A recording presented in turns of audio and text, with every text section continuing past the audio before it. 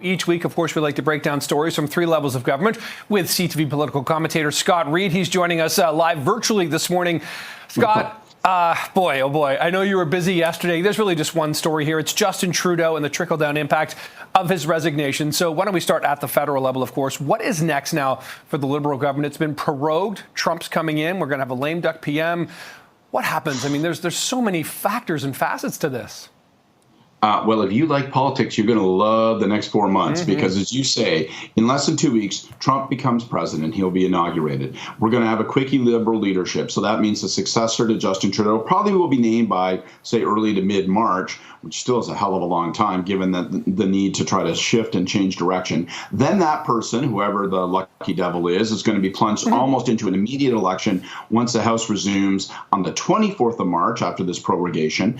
And we'll probably end up having a federal election sometime in May. So, there is no catching your breath if you're into politics for the next number of months. And, of course, the fundamental question for the Liberal Party of Canada is this. Can you avoid a historic, really 1993-esque rinsing? How do you avoid a catastrophic electoral outcome? Because, of course, the party's more than 20 points behind in the polls. As we've just mentioned, they don't have a lot of time to adjust. So someone's going to have to come in, rebrand the party, signal change, move them into new directions, and try to mount a fight against Pierre Poilievre, who's far ahead in the polls. It's not mission impossible, but it's mission pretty damned hard.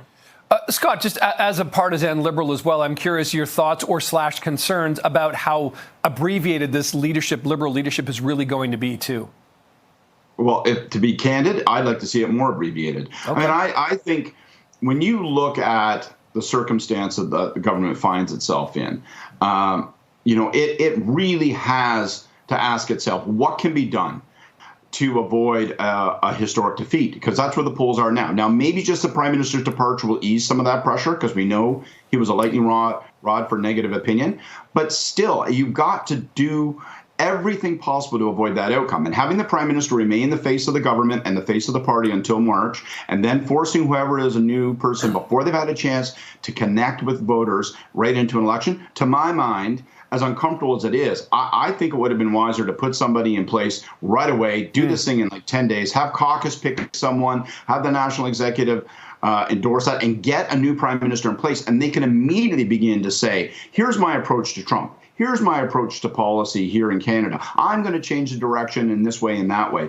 Try to put some small stamp on the government and on the party of their own. That's going to be very difficult in the tiny window that will be available to whoever that person is that inherits the prime ministership. Yeah, there's going to be a real needle that needs to be threaded from the Liberal side. That's for sure, Scott. Okay, so let's talk about this. I'm imagining Premier Ford yesterday watching TV around 11 o'clock in the morning and starting to throw things at it as he realizes now potentially his plans for a spring election, never confirmed, but likely swirling significantly. That's likely out the window now, isn't it?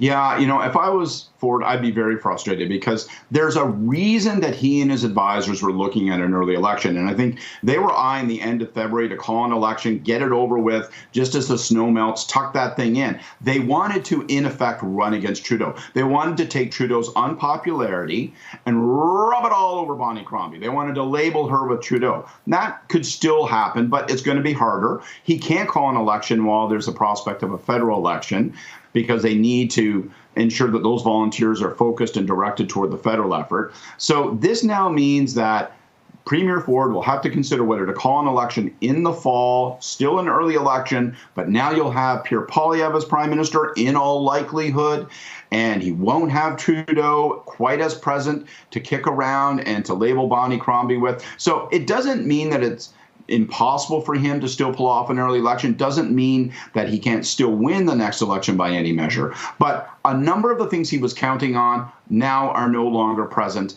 and there will be new challenges and complications. So I think they'll have to reevaluate this early election, not just for the spring, but possibly for the entire 2025. It's scrambled their eggs, for sure. Yeah, okay. What about, we got 30 seconds to talk about the impact on Olivia Chow. Is she concerned that she won't have a direct partner in Ottawa now? She sure will be. She sure will be. Look at transit funding. Look at the Housing Accelerator Fund, which Pierre Poilievre has not committed he will provide those funds for. And if you're looking at this from the perspective of the mayor of Toronto, you can pick the phone up and get an answer from the prime minister. You can get direct checks cut. Not always, but sometimes. It is not clear where the next prime minister, if they're a Liberal, or who might replace him. It's not clear where Pierre Poilievre will be in terms of this relationship. That places a number of key projects, infrastructure, transit, housing, at risk. This is not welcome news on the part of the mayor. Okay, so many pieces sort of fallen out of place. We'll see how it all gets put back together. Scott Reid joining us as he does weekly. Scott, good to see you. We'll chat in person soon, I hope.